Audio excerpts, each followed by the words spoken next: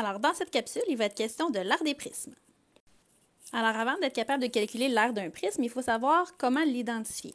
Alors, un prisme, c'est une figure en 3 dimensions qui possède 2 faces isométriques et parallèles, qu'on va appeler les bases. Et des quadrilatères vont relier ces 2 faces-là, ça va être les faces latérales. Donc, la forme des bases va donner le nom au prisme. Donc, dans mon premier exemple ici, les bases sont des triangles, alors c'est un prisme à base triangulaire. Dans le deuxième exemple ici, les bases sont des rectangles, prisme à base rectangulaire. Et dans le troisième exemple ici, les bases, ce sont des hexagones, donc prisme à base hexagonale. Alors, comme un prisme est composé de figures planes, on peut calculer l'aire de chacune des figures planes qui va composer le prisme pour calculer l'aire de ce dernier. Alors, par exemple, quand j'ai un prisme à base rectangulaire, il est composé de 3 paires de rectangles différents, donc le dessus et le dessous en vert, les côtés en rouge et les devants et le derrière en bleu. Comme l'aire d'un rectangle, c'est base fois hauteur, je pourrais facilement calculer l'aire de ce prisme-là. Même chose avec le prisme à base triangulaire qu'on a ici. Alors, on pourrait calculer les 2 bases qui sont des triangles, et ensuite, on pourrait calculer les 3 rectangles autour qui forment le prisme.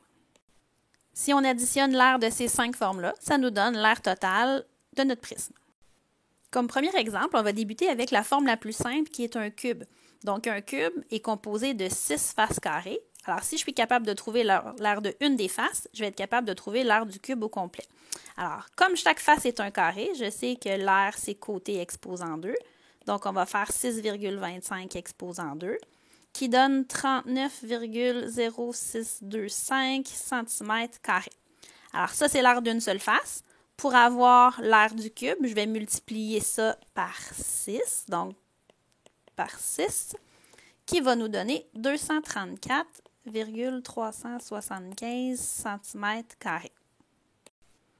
Dans notre deuxième exemple, on a un prisme à base octogonale, donc qui est composé de 2 octogones et 8 rectangles. Alors, je vais débuter par trouver l'aire d'un octogone. Donc, ma formule, c'est can divisé par 2. Alors, la mesure de chaque côté est 0,9, l'apothème 1,1, le nombre de côtés 8, tout ça divisé par 2, qui nous donne 3,96 cm². Je vais ensuite trouver l'aire d'un rectangle. Alors, si on remarque, un des côtés du rectangle, c'est aussi un des côtés de l'octogone, et un autre des côtés du rectangle, ça correspond à la hauteur du prisme. Donc, l'aire d'un rectangle, c'est base fois hauteur. Donc, 4,2 fois 0,9, qui nous donne 3,78 cm². Pour ce qui est de l'aire totale de mon prisme, on se rappelle, donc j'ai 2 octogones et 8 rectangles. Donc, je vais multiplier par 2 l'aire de chacun des octogones et je vais multiplier par 8 l'aire de chacun des rectangles. Et ensuite, je vais additionner le tout. Ça va me donner 38,16 cm². Alors, comme troisième exemple, ça va être un prisme à base triangulaire. Donc, le prisme est composé de 2 triangles et 3 rectangles.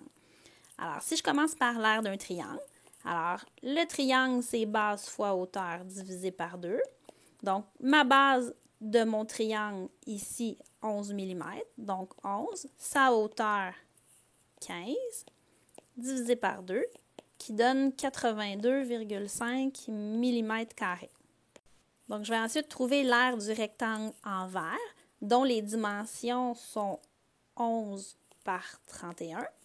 Alors, l'aire du rectangle en vert, c'est base fois hauteur, alors 11 fois 31, ce qui nous donne 341 mm². On trouve ensuite l'aire d'un rectangle en jaune qui mesure 16 par 31. Donc, l'aire du rectangle base fois hauteur, donc 16 fois 31. 16 fois 31 qui nous donne 496 mm². Donc, finalement, pour trouver l'aire totale du prisme, j'ai 2 triangles, donc 2 fois 82,5 mm², plus j'ai un rectangle vert, donc 341, plus j'ai 2 rectangles jaunes, donc 2 fois 496, qui nous donne en tout 1498 mm². Comme mentionné au début, un prisme est toujours composé de 2 faces parallèles et isométriques qu'on appelle les bases, et toutes les autres faces, on les appelle les faces latérales du prisme. Ça veut dire que je dois être capable de calculer 3 choses. Donc, ça se peut qu'on nous demande de calculer l'aire des bases seulement, qu'on nous demande de calculer l'aire latérale seulement, ou qu'on nous demande de calculer l'aire totale du prisme. Donc, pour calculer l'aire d'une base, je regarde c'est quoi la forme de mes bases, puis j'utilise la formule appropriée pour la figure plan. Et ensuite, je vais devoir multiplier par 2 parce qu'il y a toujours 2 bases dans un prisme. Par contre, si je vais être capable de calculer l'aire latérale, je peux passer face par face ou je peux utiliser une nouvelle formule qui est représentée ici. Donc, l'aire latérale, c'est le périmètre de la base fois la hauteur du prisme. Donc, cette formule-là nous permet d'être un petit peu plus rapide et un petit peu plus efficace dans le calcul de l'aire latérale et on va voir comment dans les exemples qui suivent. Alors, dans cet exemple, on veut trouver l'aire latérale du prisme. Alors, la première chose à faire, c'est d'identifier les bases. Donc, les bases, ce sont des faces qui sont parallèles et isométriques.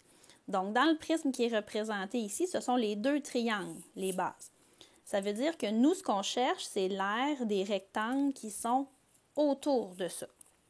Alors, quand je veux trouver l'aire latérale, donc ma formule, donc l'aire latérale, c'est le périmètre de la base fois la hauteur du prisme. Donc, si je veux avoir le périmètre de ma base, donc ma base, c'est le triangle ici, donc ce que je viens de tracer en rouge, je dois trouver le périmètre de cette base-là. Donc, le périmètre, 6 plus 8 plus 10, donc ça fait le tour, mon périmètre, que je vais multiplier par la hauteur de mon prisme, qui est 7. Donc, on le voit ici, la hauteur du prisme, c'est 7. Donc, quand je fais cette opération-là, j'arrive à 168 cm². Donc, j'ai trouvé l'aire latérale de mon prisme à base triangulaire. On voit aussi que c'est beaucoup plus rapide d'y aller avec cette formule-là que de calculer l'aire des 3 rectangles séparément et de les additionner ensuite. Donc, dans cet exemple-ci, on veut trouver l'aire totale du prisme. La première étape, c'est toujours de trouver les bases. Donc, les bases, ce sont 2 faces parallèles isométriques.